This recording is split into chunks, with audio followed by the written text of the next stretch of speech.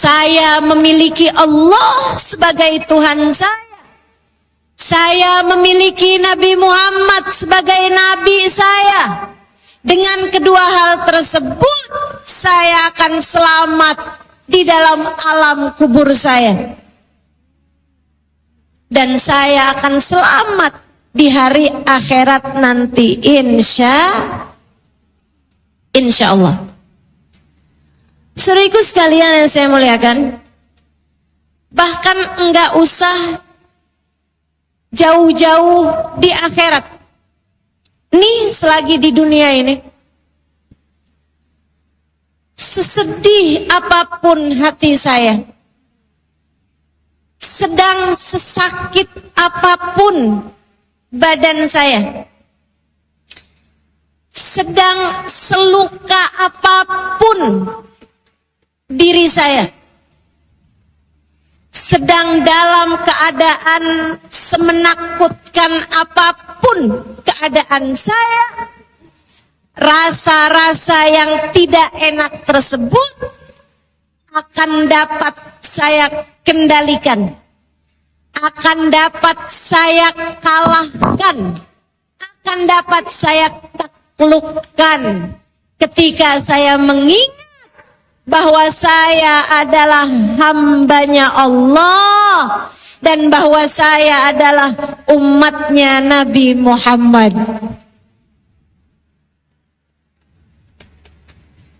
Saya lagi sakit. 2 tahun lalu saya sakit.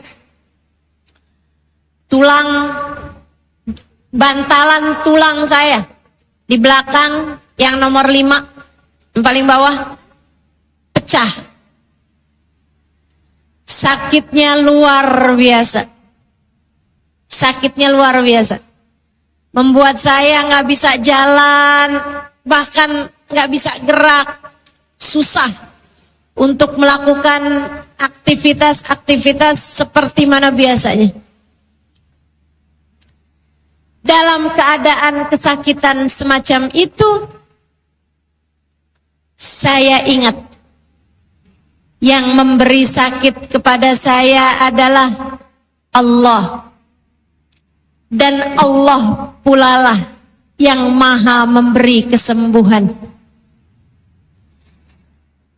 Saat itu saya pun ingat bahwasanya Allah ketika memberi sakit kepada hamba-hambanya adalah untuk memberikan ampunan, memberikan rahmat dan kasih sayang. Jadi meskipun sakit badan saya tetap bermunajat padanya, ya Allah, jadikanlah sakit ini sebagai caramu mengampuni dosaku. Ampuni segenap dosa saya, ya Allah. Ampuni dosa kedua orang tua saya, ya Allah. Ampuni dosa suami saya, ya Allah. Saudara-saudari saya, ya Allah. Sahabat-sahabat saya, ya Allah. Jadi meskipun saya sakit, hati saya tetap berbahagia karena saya tahu Allah sedang mengampuni dosa-dosa saya.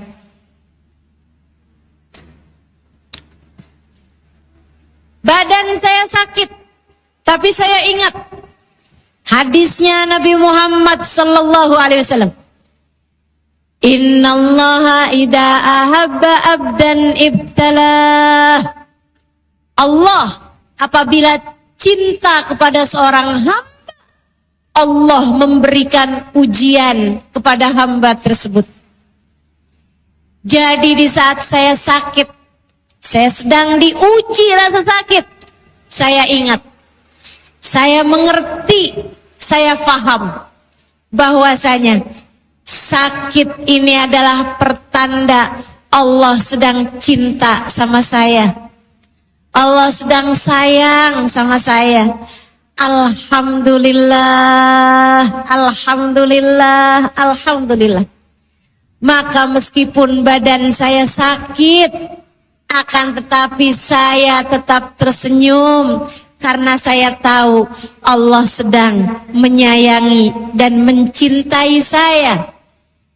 Saya kemudian berdoa, ya Allah, cintai saya seperti Engkau telah mencintai hamba-hambamu yang terkasih di sisimu, ya Allah.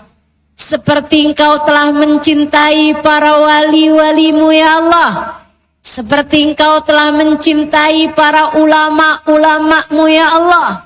Seperti Engkau telah mencintai hamba-hambamu yang ahli ibadah, ya Allah. Dan aku mohon padamu, ya Allah, biarkan sakitnya di dunia saja, di akhirat nanti jangan pernah kasih saya rasa sakit lagi, ya Allah. Hati saya bahagia bahkan dalam sakit. Kenapa? Karena saya punya Allah. Apalagi ketika saya mengingat bahwasanya dalam hidup saya punya Nabi Muhammad yang pernah mengatakan, wallahi, dalam hadisnya Nabi Muhammad mengatakan, wallahi thumma wallah, sungguh demi Allah, Dek, Kak, Bu, Nak, dengarkan saya. Saya akan coba menyampaikan kepadamu tentang siapa Nabi Muhammad untukmu.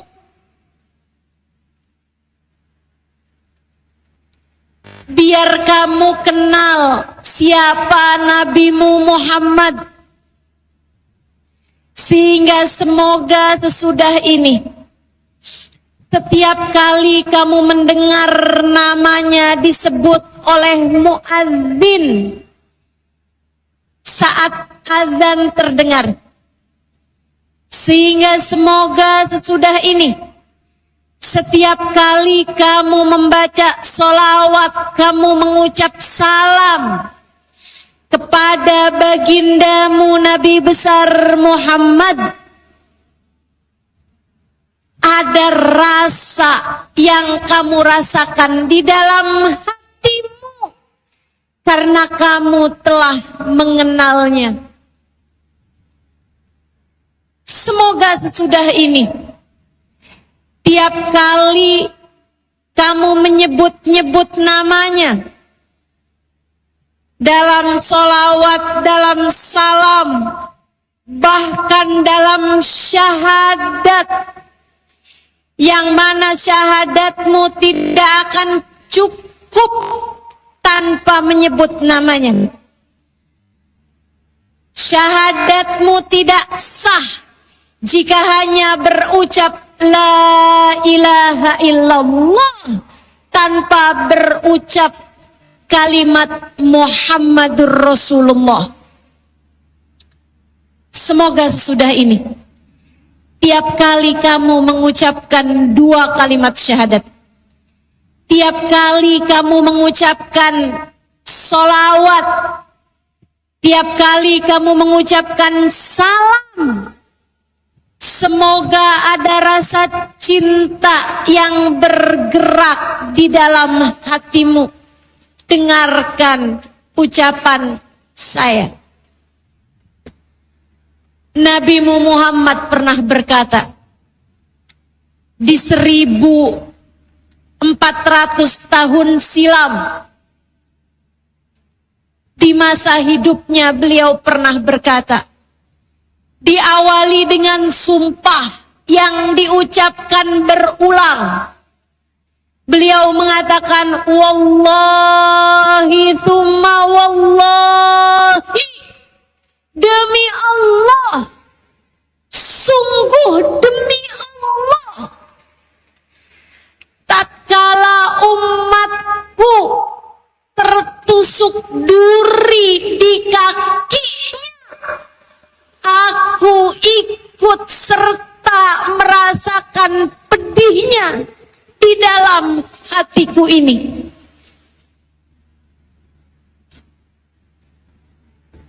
Sungguh demi Allah, kata Nabi Muhammad, ketika seseorang dari umatku tertusuk duri di kakinya, aku ikut merasakan pedihnya di dalam hatiku ini. Saya ulangi, Nabimu Muhammad pernah mengatakan, ketika seorang umatku tertimpa duri, tertusuk duri di kakinya, demi Allah aku ikut merasakan pedihnya di dalam hatiku ini. Umatku, kata Nabi Muhammad. Siapa? Kamu. Siapa? Umat beliau. Saya. Siapa umat beliau? Kita.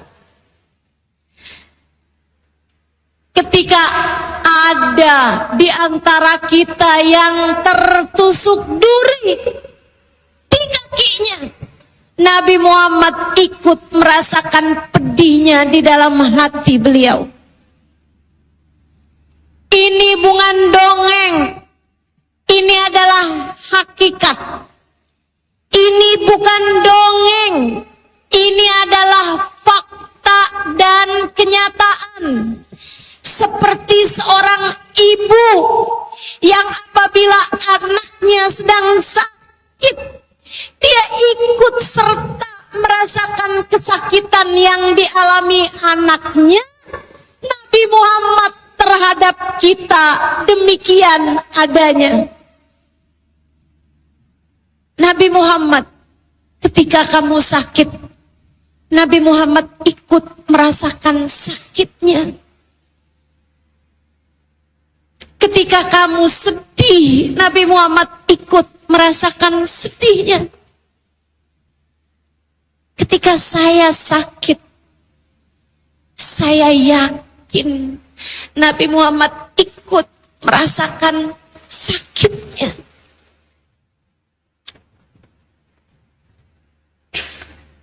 Ketika kamu sakit, Nabimu ikut merasakan sakitmu. Jika kamu adalah umatnya, jika kamu adalah umatnya. Bu, saat 2 tahun lalu saya sakit,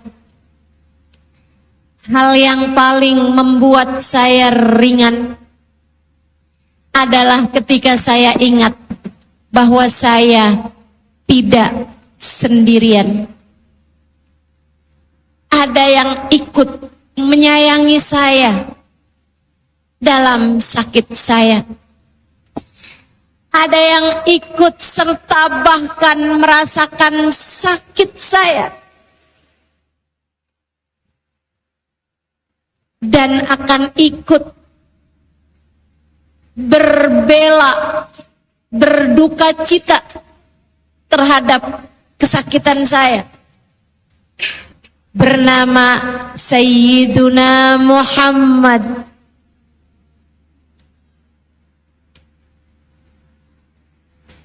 Itu sebabnya, Bu, ketika kamu sedang merasakan rasa apapun yang gak enak, coba rasakan kehadiran Nabi Muhammad dengan cara bacalah banyak-banyak sholawat salam padanya. Kamu kok lagi sakit, lagi sedih, lagi sulit, lagi ada masalah, lagi takut, lagi khawatir, udah. Kamu udah pernah coba jalan-jalan keluar yang berbeda-beda. Kamu udah pernah coba, wah saya sakit nih, nonton film A, maraton drakor A, wah sedih nih, dengerin lagu A, wah kecewa nih, patah hati nih, belanja di Shopee A, check out Shopee aja. Pernah? Pernah. Bagaimana rasanya? Lega ustazah, tapi habis itu pusing ketika tagihannya datang. Lega ustazah saat lagi denger lagunya kayak berasa lapang gitu. Pas lagi nonton filmnya, pas lagi nonton dramanya. Tapi habis selesainya sumpek, dan sumpeknya tambah lebih besar lagi ustazah.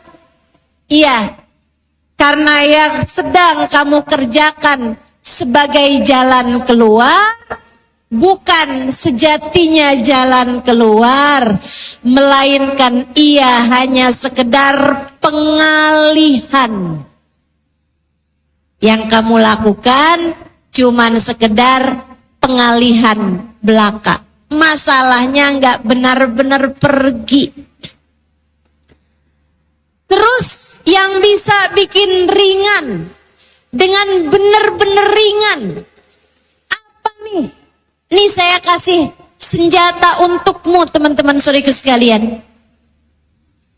Senjatanya namanya sholawat. Karena tatkala kamu membaca sholawat, apalagi jika sholawat yang kamu baca tak hanya sekedar keluar dari lisanmu belaka, melainkan ada rasa yang ada di dalam dada.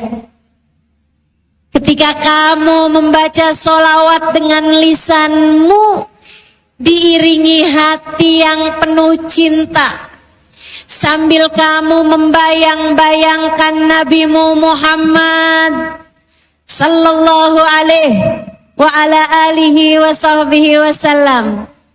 Lihatlah betapa solawatmu kepada Nabi Muhammad akan Allah jadikan sebagai senjata. Dengannya kamu mengalahkan berbagai macam permasalahan yang datang kepadamu di atas muka bumi ini. Saudariku sekalian yang saya muliakan, Sayyid Muhammad bin Alawi bin Abbas Al-Maliki, beliau mengatakan tidak ada permasalahan duniawi yang tak selesai dengan membaca sholawat. Sholawatan. Cobain. Nih, yang lagi ada masalah, baik itu masalah rumah tangga, masalah ekonomi, masalah kerja, masalah kesehatan, masalah sama keluarga, masalah sama teman, apapun aja permasalahanmu, cobain sholawat kepada Nabi besar Muhammad sallallahu alaihi wa alihi wasallam.